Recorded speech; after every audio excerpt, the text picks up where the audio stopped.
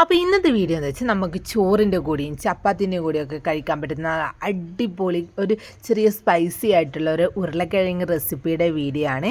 അപ്പോൾ ഈ ഉരുളക്കിഴങ്ങ് റെസിപ്പി നിങ്ങൾക്ക് ചോറിൻ്റെ കൂടെയും ചപ്പാത്തിൻ്റെ കൂടെയും കഞ്ഞീൻ്റെ കൂടെയും എന്തിൻ്റെ കൂടെയും സൂട്ടാവും. അപ്പോൾ നമുക്ക് നേരെ വീഡിയോയിലേക്ക് പോയാലോ. ബാ. അപ്പോൾ നമുക്ക് ഇൻഗ്രീഡിയൻസ് നോക്കാം. ഉരുളക്കിഴങ്ങ്, കറിവേപ്പില, ഉള്ളി, പച്ചമുളകാണ് എടുത്തിട്ടുള്ളത്. ഇത് ചെറുതായിട്ടെല്ലാം അരിഞ്ഞെടുത്തിട്ടുണ്ട്.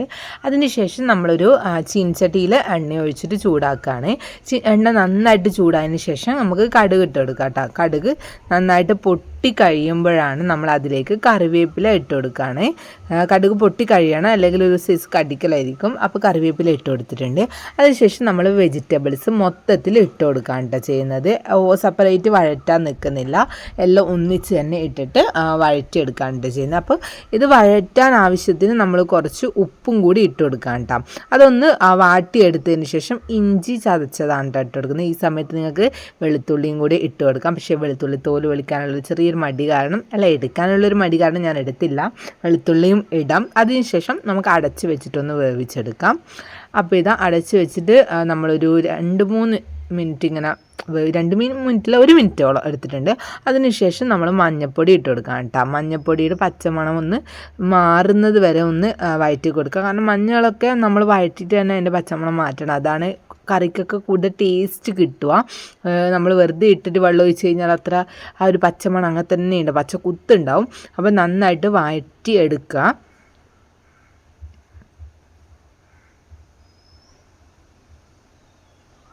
അതിനുശേഷം കുറച്ച് മഞ്ഞൾപ്പൊടി മുളക് പൊടിയാണ്, കുറച്ച് മുളക് പൊടി ഇട്ടെടുക്കുകയാണ്. ഒന്ന് കളറിനും ഒന്ന് എരിവിനും വേണ്ടിയിട്ട്. പച്ചമുളകിന് കുറച്ച് എരിവ് കുറവായിരുന്നു. പിന്നെ ഒരു 1/2 ടീസ്പൂണ് ചിക്കൻ മസാലയും കൂടി ഇട്ട് കൊടുക്കുന്നുണ്ട്. അപ്പോൾ ഇത് രണ്ടും കൂടി ഇട്ടിട്ട് നന്നായിട്ട് വാട്ടിയെടുക്കുകയാണ് കേട്ടോ. നന്നായിട്ട് വേവിച്ചെടുക്കുകയാണ്. അതിനുശേഷം നമ്മൾ ഇട്ടെടുക്കുന്നത് തേങ്ങയാണ് കേട്ടോ. ഞാനൊരു എൻ്റെ ഒരു 1.5 കൈപ്പിടി തേങ്ങ ഇട്ട് കൊടുക്കുന്നുണ്ട്. തേങ്ങയും കൂടി ഇട്ട് കൊടുത്തിട്ട് ഈ തേങ്ങയുടെയും അതായത് ഈ തേങ്ങയിലേക്കും ഈ മസാലകളുടെ ടേസ്റ്റൊക്കെ ഒന്ന് ബാലൻസ് ചെയ്ത് പിടിക്കാൻ വേണ്ടിയിട്ട് കുറച്ച് സമയം നന്നായിട്ട് ഇളക്കി മിക്സാക്കി അടച്ച് വെച്ചിട്ട് തന്നെ കുറച്ച് സമയം വേവിക്കാൻ കേട്ടോ. ഒരു 2-3 സെക്കൻഡ് അത്രയേ വേണ്ടൂ. അതിനുശേഷം ഇതാ റെഡി ആയിട്ടുണ്ട്. അപ്പോൾ നമ്മൾ ഭക്ഷണം കഴിക്കാൻ പോക്കാം. ഉണക്ക് മീൻ വറുത്തതാണ് കേട്ടോ, തെരണ്ടി എന്ന് പറയും നമ്മളവിടെ.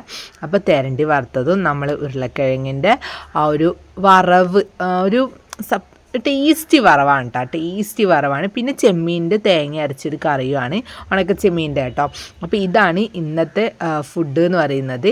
അപ്പോൾ നല്ല ടേസ്റ്റി ആയിട്ടുള്ള, ചോറിൻ്റെ കൂടെ മാത്രമല്ല ചപ്പാത്തീൻ്റെ കൂടെ ആയാലും ഈ പുട്ടിൻ്റെ കൂടെയൊക്കെ കറി കൂട്ടാതെ ചാറ് കറി ഇല്ലാണ്ട് കഴിക്കാൻ പറ്റുന്ന ആൾക്കാരുണ്ടാവില്ലേ, ഞാനൊക്കെ കഴിക്കും കേട്ടോ. അപ്പം അതിൻ്റെ കൂടെയൊക്കെ ആപ്റ്റായ ഒരു കൂട്ടാനാണ് കേട്ടോ ഇത്.